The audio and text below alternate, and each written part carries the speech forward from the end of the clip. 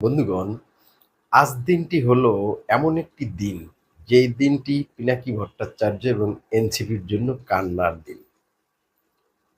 কি কারণে জানেন? কারণটা হলো ৫ই আগস্টের পরে অন্তর্বর্তী সরকার দায়িত্বে নেয়ার পর এবং এনসিপি তার দল গঠন করার পরে বিএনপির বিরুদ্ধে এমনভাবে নেমেছে প্রচারে, প্রপাগান্ডায় এবং বিএনপির জনপ্রিয়তা কমানোর জন্য এমন চেষ্টা করেছে এবং এখনো করতেছে। কিন্তু তাতে মোটেই জনপ্রিয়তা কমেনি। আজকে যে খালেদা জিয়া দেশে এসেছেন, সেখানে লক্ষ লক্ষ মানুষ সারা ঢাকা তলিয়ে গেছে।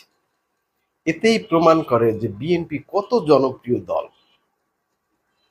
তাই আজ এটা দেখে এনসিপি এবং পিনাকি ভট্টাচার্য নিশ্চয়ই তাদের চোখে পানি এসে গেছে কষ্টে। আসসালামু আলাইকুম।